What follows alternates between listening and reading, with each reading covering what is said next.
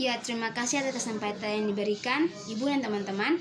Di sini saya akan menjelaskan terkait dengan makalah yang sudah saya buat, yaitu Teologi PB tentang gereja menurut kitab Matius. Ya, pokok pembahasan yang pertama yaitu apa arti gereja menurut kitab Matius. Yang pertama, menurut kitab Matius, gereja berarti tubuh Yesus Kristus yang terdapat dalam Efesus 1 ayat 2-3 dan Kolose 1 ayatnya yang pertama hingga ayatnya ke-18. Nah, yang kedua, menurut kitab Matius, gereja berarti bait Roh Kudus atau bait Allah. Ya, kemudian kita masuk dalam pembahasan yang kedua, yaitu definisi gereja dari sudut pandang kitab Matius. Ya, ada beberapa definisi yang dapat dideskripsikan dalam teks ini. Yang pertama, ucapan Yesus mengenai gereja. Dalam teks ini telah disepakati oleh penemuan-penemuan Qumran bahwa Yesus mau mendirikan suatu persekutuan.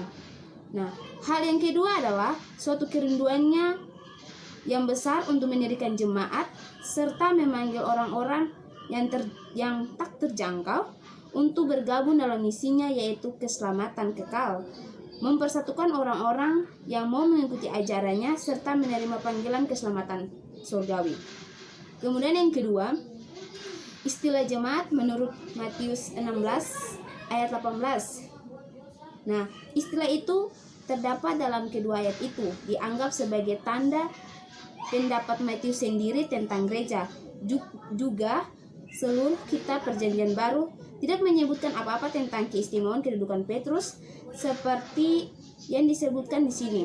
Nah, yang ketiga yaitu dalam Perjanjian Baru, definisi kata gereja memiliki dua kata yang diambil dari Septuaginta, yaitu eklesia yang berasal dari kata ek dan kleo yang artinya memanggil keluar, dan kata sinagoge dari kata sin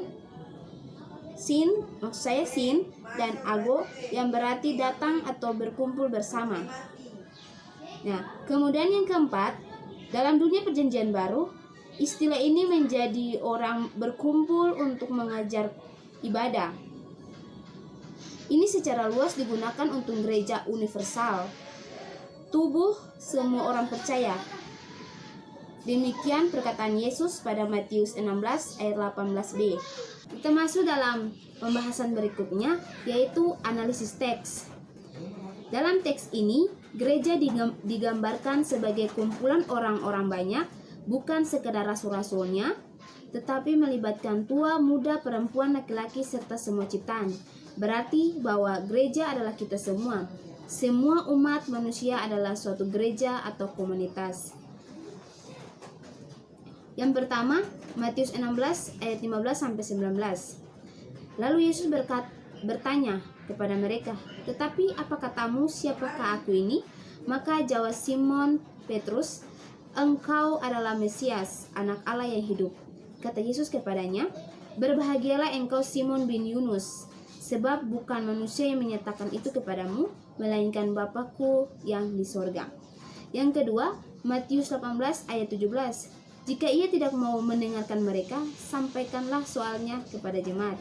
Dan jika ia tidak mau juga mendengarkan jemaat, pandanglah dia sebagai seorang yang tidak mengenal Allah atau seorang pemungut cukai." Nah, teman-teman dan ibu, sekarang kita akan masuk dalam gambaran gereja. Ya, meskipun banyak perspektif tentang gambaran gereja, kita juga diberitahukan mengenai pentingnya doktrin gereja saat melihat berbagai macam gambaran gereja dalam Perjanjian Baru. Ya, yang pertama, tubuh Kristus. Mungkin gambaran ini sangat populer mengenai gereja adalah tubuh Kristus, di mana Tuhan kita sebagai kepala, yang terdapat pada Roma 12 ayat 5, 1 Korintus 12 ayat 12. Nah, dengan analogi ini Paulus menekankan baik kesatuan tubuh dan individuality setiap anggota. Yang kedua adalah bait Allah. Sekali lagi, gereja dinyatakan Alkitab sebagai bait Allah. Setiap orang Kristen adalah batunya dan tersusun jadi bait masih dalam pembangunan, dan Tuhan Yesus Kristus adalah batu penjurunya yang terdapat dalam 1 Korintus 3 ayat 16.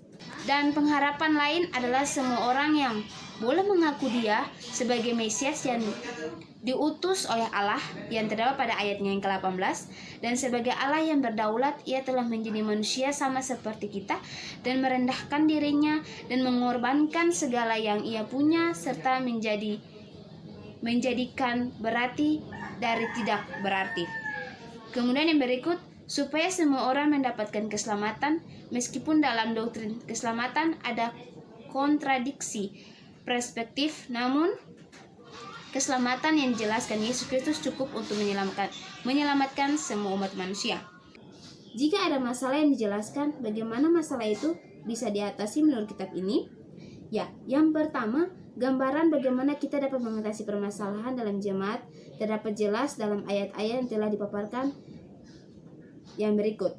Ya, kebenaran dalam teks firman Tuhan pada Matius 18 ayat 15 sampai 16 jelas memberikan deskripsi tentang bagaimana cara kita mengatasi masalah dalam jemaat. Demikian firman Tuhan. Apabila saudaramu berbuat dosa, tegurlah dia di bawah 4 mata. Jika ia mendengar nasihatmu, engkau telah mendapatnya kembali. Jika ia tidak mendengarkan engkau, bawalah seorang atau 2 orang lagi, supaya atas keterangan 2 atau 3 orang saksi, perkara itu tidak disangsikan. Pesan saya terkait dengan teologi PB tentang gereja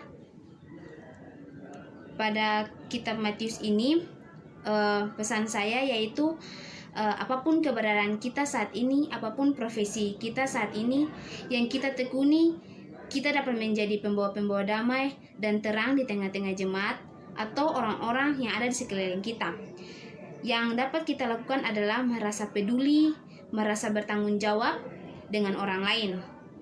Karena kita diciptakan sebagai makhluk sosial, artinya bahwa kita tidak bisa hidup sendiri di dunia ini.